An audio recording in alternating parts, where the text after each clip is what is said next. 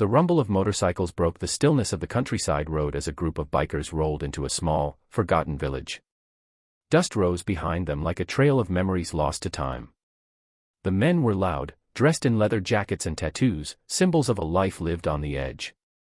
They had come for an escape, a weekend ride to clear their minds, not expecting that a few innocent words from two orphaned children would change their hearts forever.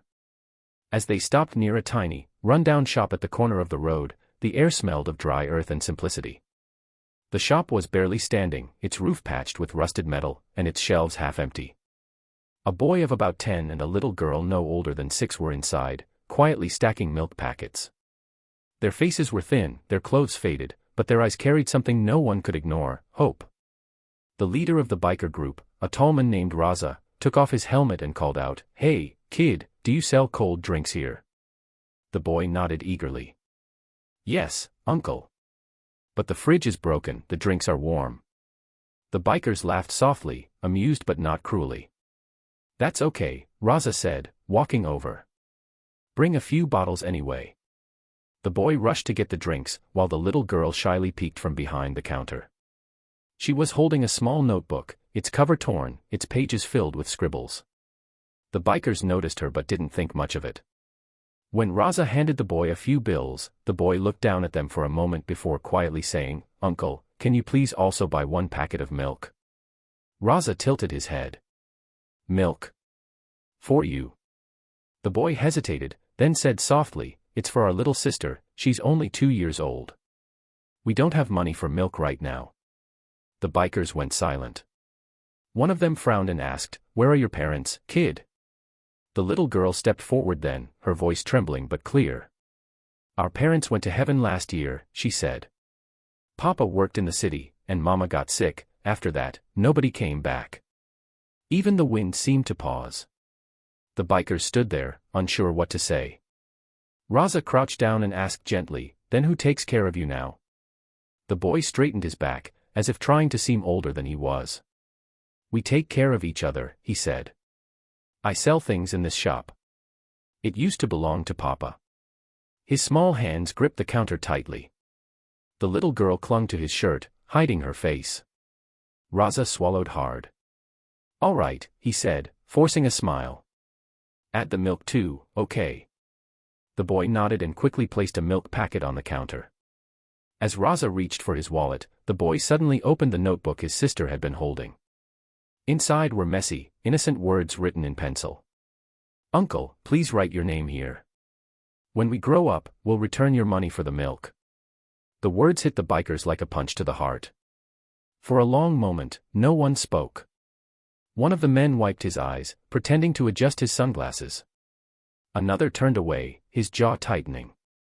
Raza's hands trembled as he read the note again, his throat dry. He looked at the children and asked quietly, "Why would you want to return it?" "It's just milk." The boy answered in a voice that carried both pride and innocence. "Because Papa said we should never take anything for free. He said people respect those who pay back kindness, even if it takes years." The bikers couldn't hold back anymore. Tears welled up in their eyes. Grown men, rough and scarred by life, suddenly brought to their knees by the purity of 2 orphans. Raza took the notebook gently and wrote his name, Raza Khan. Then, under it, he added, "No need to return anything. Just promise you'll grow up kind." But the boy shook his head. "No, uncle. We'll return it. We promise." The bikers stayed for a while, helping the kids fix the broken fridge and clean the shop. One of them went to the nearby town and brought food, clothes, and new supplies for the store. The little girl's eyes sparkled as she held a new toy for the first time in years. The boy tried to refuse the money they offered, insisting, "Please, uncle, just write your names. We'll pay you back one day." So they did. Page after page of that small notebook filled with signatures, each biker leaving behind not just a name, but a silent promise that they'd never forget these children.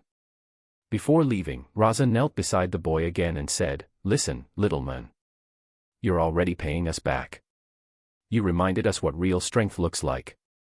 The boy tilted his head. "But we didn't give you anything." Raza smiled. "You did. You gave us something no one else could, faith in goodness again. The engines roared to life as the bikers rode away, but their hearts felt heavier and lighter all at once. None of them spoke for miles, their minds echoing with the same thought, that kindness, no matter how small, can rewrite the hardest hearts. Years later, the old shop stood strong and bright. The children had grown, the boy now a young man running the shop, the girl studying to become a teacher. On one of the shelves rested a carefully kept notebook, its pages yellowed but priceless. Every so often, bikers still stopped by, sometimes strangers, sometimes familiar faces, each one adding their name to the legacy of that moment. And on the first page, the same words still stood. Pay for milk, we'll return the money when we grow up. It was never about the milk. It was about dignity, love, and the belief that even in the smallest corners of the world, hope can still make grown men cry.